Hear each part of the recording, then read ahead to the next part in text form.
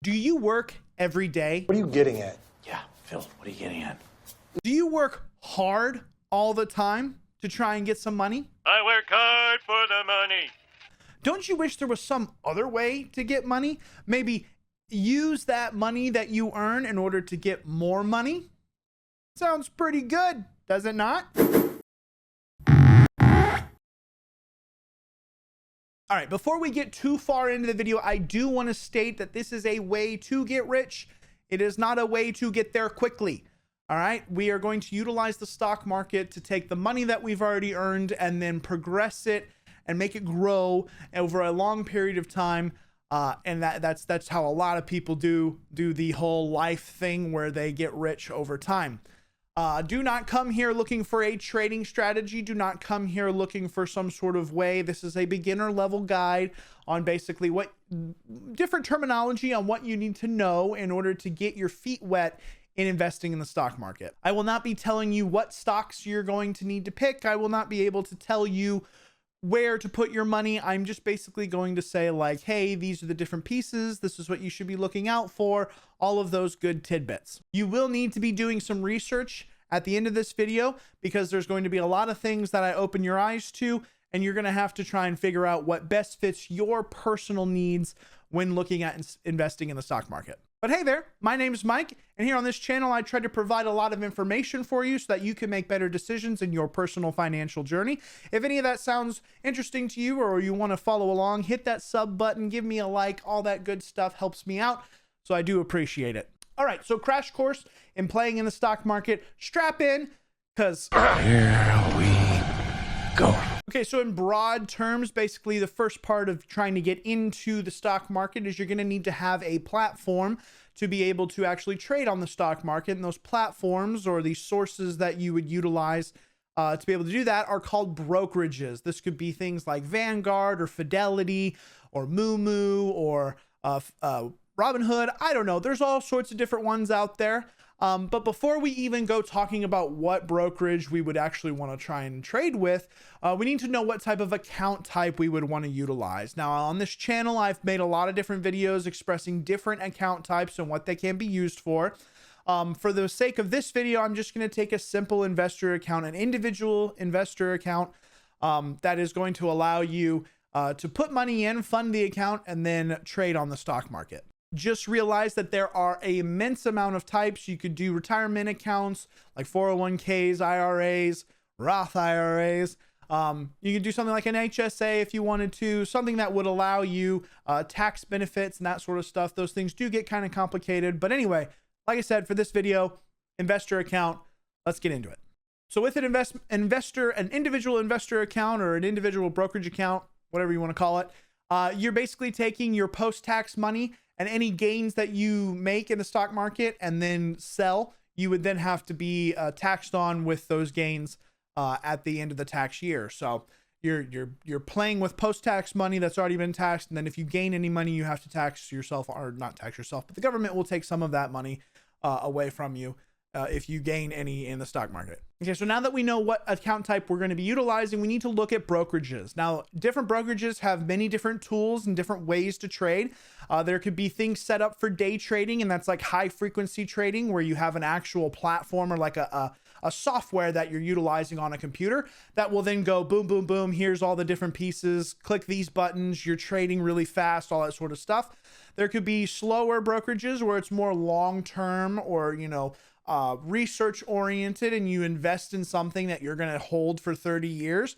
And then there's stuff that has mobile apps, right? Different brokerages utilize mobile apps to make your investing literally in the middle of the, whatever Starbucks line or something like that, where you could just pull out your phone and be like, oh, I want to trade that. And you just swipe up on the page and then it goes.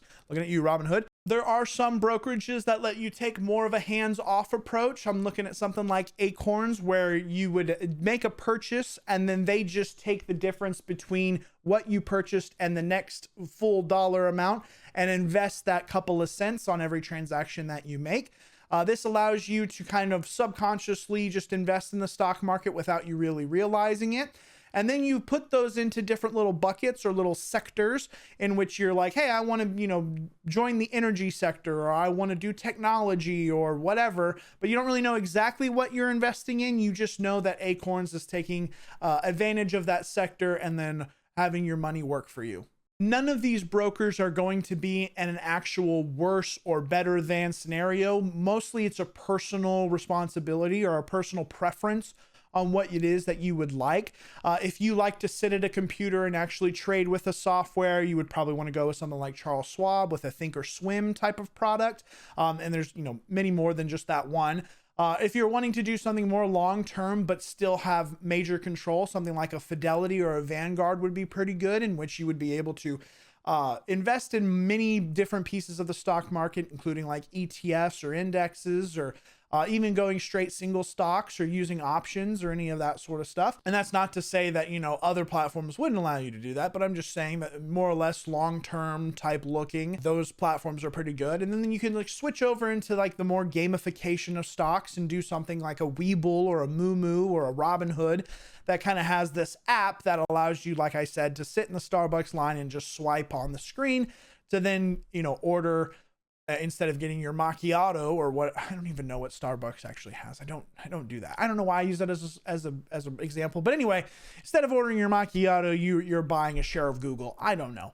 But anyway, you're going to need to look at different brokerages and figure out which one is best working for you and how you actually want to trade. A lot of people like using their phones because it's just simple. And a lot of different brokerages are going to have mobile apps, but they may not be conducive or easy to read. Have a very good user experience. I know that for me personally, when using Fidelity, I don't really like their application on their phone as far as their mobile app in order to trade. I like doing stuff on the computer when utilizing them, but like I said, personal preference. It's not that you can't do it. It's just that it's not really my cup of tea when utilizing their app. Okay, so now once you have your account type and your brokerage, you're just going to want to try and do an opening of an account of that type with that brokerage. Utilizing usually an internet portal to be able to do that. You can obviously pick up the phone and call someone to walk you through the process. You're gonna have to fill out a whole lot of information, your taxpayer ID, as far as your social security number, all that good stuff. They're gonna have to vet who you are and exactly what it is you're wanting to do, and make sure that you can open an account with them. Once that has all been said and done, you should be able to have an account that's just like a bank account, in which you're going to need to fund that account. So you're going to have some money that you throw into that account to be able to actually trade inside of the stock market. So tie that bank into your brokerage and fund that with them greenbacks, that moolah, that bread, the bacon, the dough, the Benjamins, whatever. And then once that transfer has been completed and you have some money in your account, you can actually begin trading in the stock market. Okay, so just a bit ago, we talked about making sure all of your brokerages are panned out, exactly what the look and feel of how you want to utilize these brokerages, what it is that you want to actually do with them as far as utilizing on mobile or on a platform or on a software, however you want to utilize your trading experience. You now need to know what it is you want to invest in. Maybe there's a company you love to, just to buy stuff from, like maybe there's like a Lululemon, or I love going to Chipotle, or I don't know, whatever it is that kind of interests you. You can look up that stock and figure out whether or not you would want to actually purchase that. Just for a beginner stake, it would be really good to just kind of hit something in the S&P. That would just be an ETF, right? So just like a basket of stocks that all work together to grow your money. And then produce dividends for you and all that sort of stuff. We'll get into that more in later videos, but just for right now, you're going to want to try and find something that you like, that you want to invest in, and that would be able to buy shares of that stock so that you're actually an owner of the company. And as they do good, you do good. So I really do advise, if you are patroning a actual establishment, if you buy shares of their stock when they make money, if you're funding or you're giving them money and they make money, then your stock goes up in value. It's kind of a win-win situation as you patronize some sort of establishment. Now, understand there is a risk side to every single stock that you buy, whether it would be an ETF, an index, or a single stock. So when you invest in, let's just say for me, Chipotle, right? If I go and invest in Chipotle, there is the possibility that Chipotle's value goes down. And so when I pay for, currently their stock's at $3,000, they're doing a 51 split. I know that's a whole lot of words, but anyway, if I paid for one share of Chipotle at $3,000, there is the opportunity that it goes down to $2,000 and I would lose $1,000. But in the same regard, that $3,000 could go up to $4,000 and then I would gain $1,000. Typically, over the life term of a stock market, there is an up to the right trend, and some years it pulls back a little bit, but for the overall being of the entire exposure of the stock market, it has always gone up and to the right. So the longer you hold, usually the more money that it does create, but it just takes time. That doesn't happen all the time. There are companies that go out of business and all that sort of stuff. So like I say, there is a risk factor for investing, but if it's just sitting in a bank somewhere, it's usually not making any money unless you're in like a high yield savings account. Okay. With all that, this video is going to be a lot of different, terminology dump and all that sort of stuff. That's what you're getting right now. Hopefully you're picking up different tidbits that you can go better research. I can't go through every single tidbit of every single thing here. Just know that I'm trying to give you a broad spectrum or a broad idea on the information that you can utilize so that you can get your feet wet in the stock market. Okay, so we have our account type. We've opened up our account with our brokerage because we researched that brokerage. We then funded that account with money, and now we're ready to purchase whatever it is, right? Whatever we have decided to invest in. You can then place a market order or a limit order. I would advise limit order. My next video will actually go over order types so that you would know how to place those a little bit better.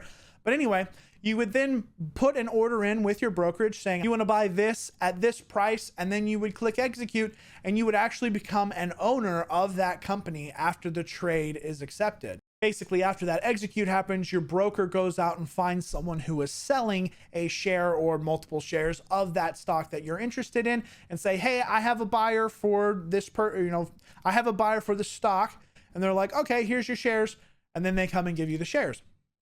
Of course, it's all just hypothetical inside the system, but basically you would have a position in a company in that you paid X amount for, and over time you will see that whether it goes up or down, it will tell you on whether or not you're making profit or if you're losing money. If you're wondering what I would do if I was a beginner, I feel like you would just go to an ETF, whether that would be something like an S&P 500 or a VOO or a VTI or I don't know, SCHD, something along those lines of a basket of stocks that is an exchange traded fund, which is then mirroring an asset class or a certain sector of the market, and it will just slowly increase over time as you're it's very slow. Okay, it's not going to be as quick as GameStop or something like that, but it will take some time and it will slowly grow over time, in which your money sitting in a bank will probably not earn you very much. This should probably grow at a rate of about 8% over year over year. And that, that fights inflation pretty well, and it makes your money grow a little bit faster. Anyway, that's probably where I would go. If it was me, I would just put it away in something that is a broad index or a broad range of the market so that I can just grow my money. But overall, that is pretty much the basics of investing. That's the process in which it will take for you to get yourself into the stock market. I hope it's been a little bit helpful. I know it's not very intricate on exactly telling you, you should do this and you should do that, but that's not up to me. This is a personal finance journey for you. So I do appreciate you watching all the way to the end of this video.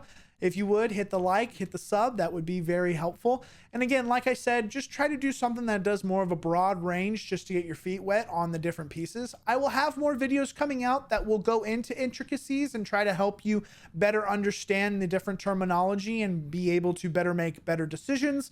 All that stuff coming in the future. So if you would, follow along. Like I said, hit the sub. I do appreciate it. I hope you have a wonderful rest of your day. And as always, I will see you in the next video. Goodbye.